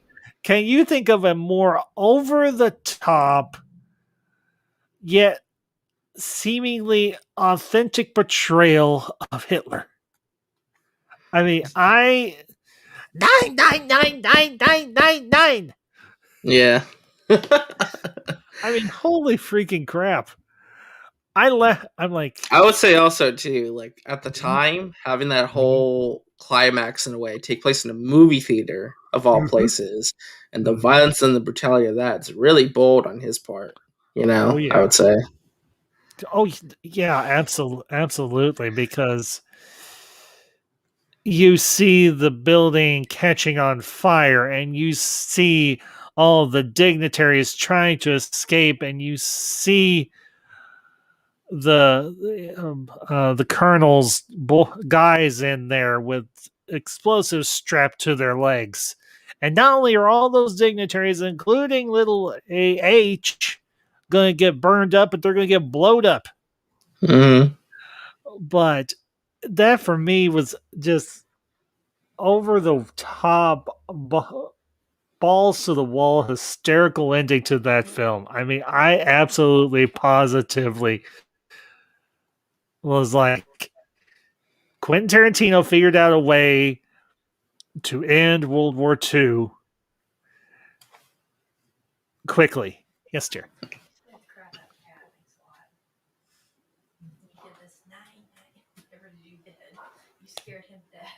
Well, I'm sorry. Oh no, not the cat. Yeah, apparently I scared the cat. I wasn't even that loud, I didn't think. Oh well. He'll get over it. He's a big boy. Yes, I guess everybody heard that, including you, RJ. No, but I will say yes. Melanie Laurent was amazing in that movie. Is Shoshana, at least I pronounce it. Yes. The cinema owner. She was great in that movie. Yes, she was. She really, really was. Yeah, I will wholeheartedly agree with that. But but of course, we get introduced to Colonel Hans Landa, played by the great Christoph Waltz. One of the And all-time great performances, I would say. oh my gosh, he's funny. He's menacing. He's like Quentin Tarantino's interpretation of Loki. Mm. If you think about it, in a lot of ways, Hans Landa is the human incarnation of Loki, the god of mischief. Right. And the way the And movie ends, right, where they seem like they agreed. It was like Brad Pitt's just like, nah, we're gonna carve the swastika on your forehead. mhm. Yeah, and I kind of brought this up earlier. Amber Jam says Tarantino has a real talent for getting the best performance possible out of every actor in his movies. That's because they trust him. Mm-hmm. They implicitly trust him. They know his reputation, and he has a good, solid reputation in the entertainment industry. That's why people want to work with him. And once he announces a project, people are like, "We're sold. You don't have to try and sell us, Quentin. We're in. Tell us what you want us to do. We'll do it." And I know it probably will never happen, but if there was any actor I would love to see work with Tarantino, it's Robert Downey Jr. I would That'd be amazing, love. actually. Oh my gosh! Could you imagine? Those two Oh, together would be like crazy. well, as another fellow YouTuber that we both know relatively well would say, it would be fire. Right. Absolute blazing fire. That would be a great team up right there. Quentin Tarantino directing Robert Downey Jr. Holy freaking crap. I don't know Actually, what speaking of Inglorious Bastards, by the way, Eli Roth, the famous director, is an actor in that movie. So that's interesting actually, it's too. not Eli Roth, it's Tim Roth. No, I thought it was Eli Roth. Actually, it was Inglorious Tim. Bastards. Really? Tim Roth. Okay. Yeah. My mistake. That's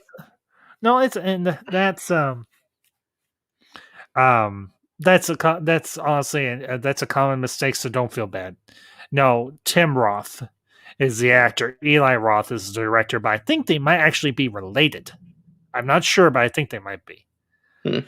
And Yeah, I mean, I pulled up the Wikipedia page. It still says Eli. It's either Wikipedia is lying to me or what. I need to go back and watch it. well, I'm on his IMDb, and for Inglorious Bastards, because remember Tim Roth was actually in Pulp Fiction. Right? Yeah, one of the one of the leads in One that of the movie, actually. robbers in the diner at the beginning, yeah, and at the end. But yeah, I think Eli Roth. No, you're right. It was Eli Roth. My bad. Oh, okay. I apologize. Yeah, You were yeah. right. Because I I could was have wrong. sworn. Yeah, it's one of I those rare apologize. times he acted. No worries, no worries.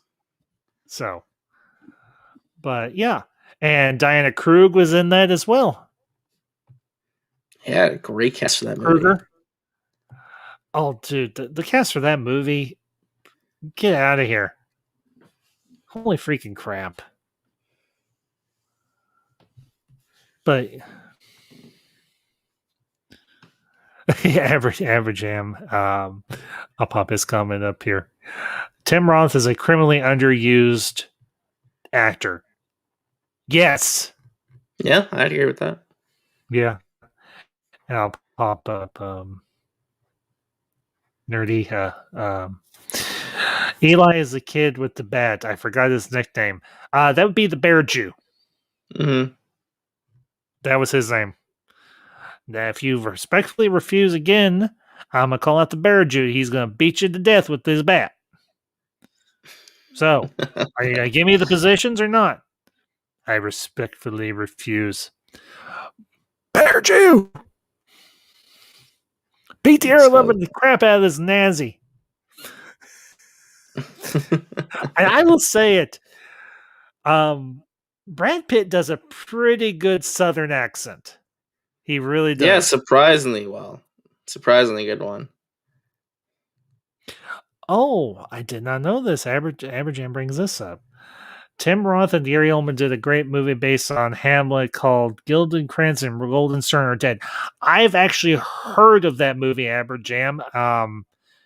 Fun fact: I actually did a review of the Kenneth Branagh Hamlet, which is the most faithful adaptation of Hamlet ever done in the history of cinema, and will never ever be topped. But yeah, I've actually heard of that. I just didn't know it was Tim Roth and Gary Oldman that were in that. So cool! Thanks for bringing that to my attention, Aberjam. But I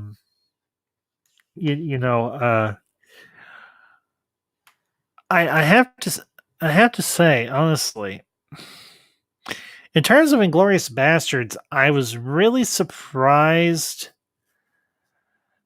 that Tarantino would do a war movie, even though it's a very unconventional war movie. But at the same time, it was his take on a war movie, and it was alternate history to boot, as you mentioned. And I was like, wait a minute. He just ended World War II without a bunch of people having to die. I'm like, so that's how you would end World War II. Yeah. Yeah, and Aberjam, Gary Oldman, greatest actor of this generation, I would say probably, yeah, he's one. I would not say he's the greatest, but he is one of the greatest. And he's done a lot of my favorite roles in movies and so on. I mean, one of my all-time favorites is from a movie we mentioned earlier, which is Fifth Element, when he played the villain.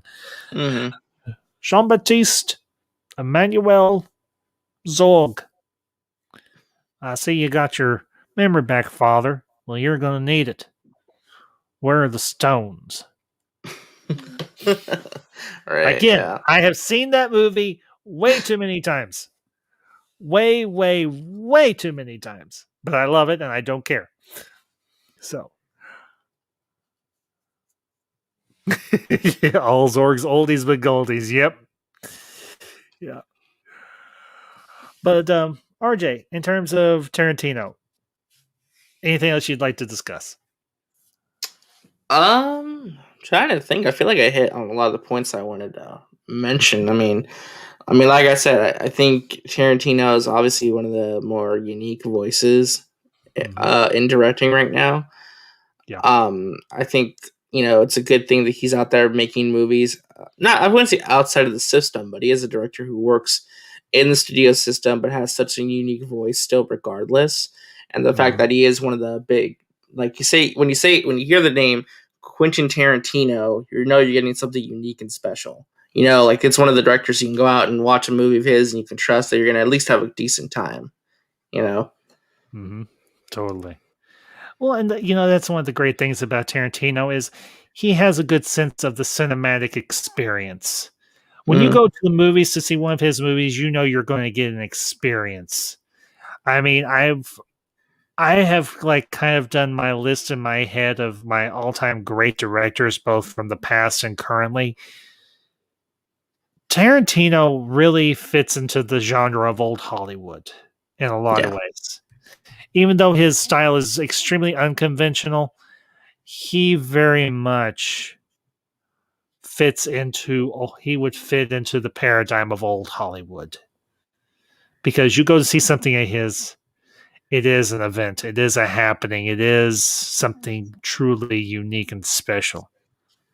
Yeah, and Aberjam, I'll bring up his comment here. Every Quentin Tarantino movie is an event, and that is rare. Yes, I would say the no, last movie absolutely, yeah. I will say the last movie that I saw that I would consider truly an event was Justice League.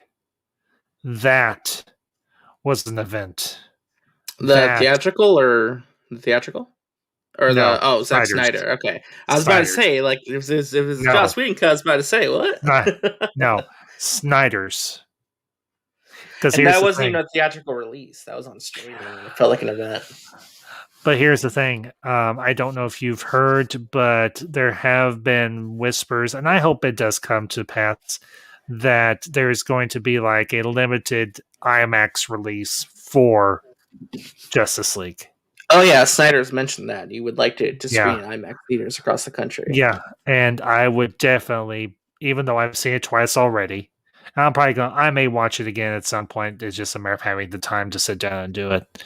Because it's one of those movies that I really can't just sit down and watch and stop and then come back to. It deserves, I feel it deserves my time and my attention. So I need to carve out 4 hours to sit down and watch it all the way through from start to finish.